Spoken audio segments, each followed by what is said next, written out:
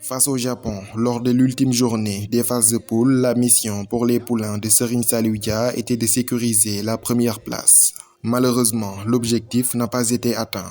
À Bandung, l'histoire s'était encore répétée pour la sélection U17 du Sénégal.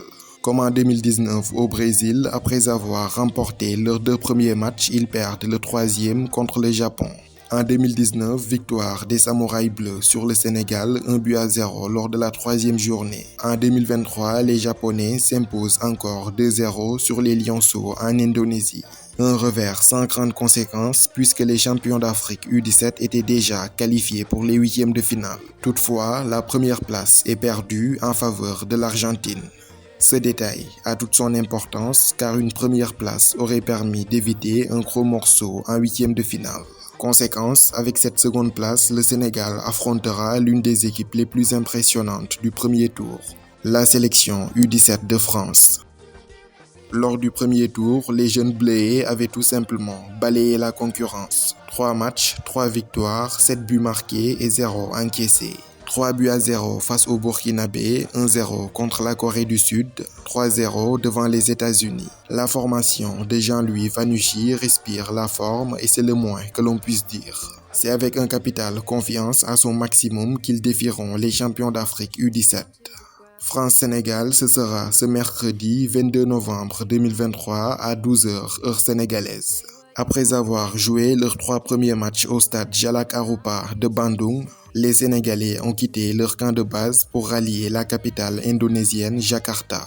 C'est dans cette ville, au stade international de Jakarta, qu'ils défieront la France. 82 000 places, le plus grand stade de football d'Asie, accueille ce match historique.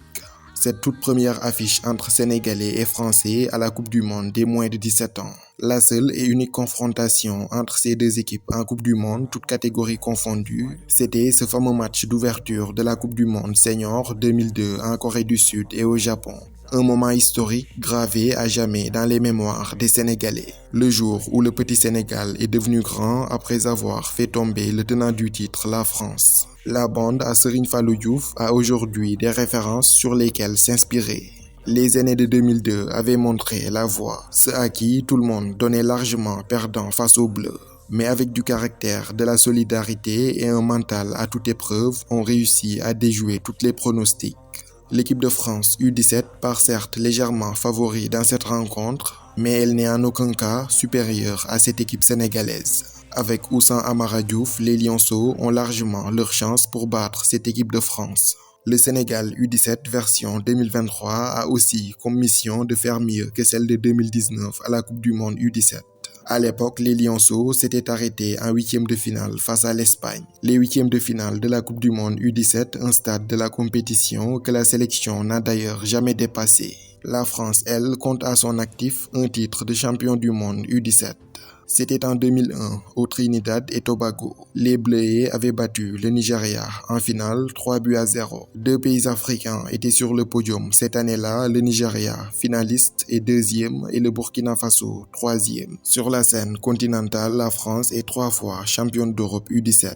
En 2004, avec la fameuse génération 87 des Ben Arfa, Nasri et Benzema. Et en 2015, avec les Upamecano et Ikoné. Le dernier titre en date de l'équipe de France, c'était en 2022. Tout récemment, en Hongrie, ils étaient finalistes malheureux de l'Euro de la catégorie remportée par l'Allemagne au tir au but. Enfin, la grande interrogation de ce huitième de finale, c'est la participation d'Amara Diouf. Blessé face au Japon, annoncé forfait pour le reste de la compétition par plusieurs médias et même son père, le jeune attaquant de Génération Foot a lui-même démenti les informations. À l'heure où cette vidéo est enregistrée, la Fédération sénégalaise de football n'a pas encore communiqué sur ce dossier. Pour le moment, c'est le flou et l'incertitude totale autour du meilleur buteur de la CAN U17. Le gardien Serigne Diouf est quant à lui de retour à l'entraînement. Il devrait en toute vraisemblance reprendre sa place face à la France ce mercredi.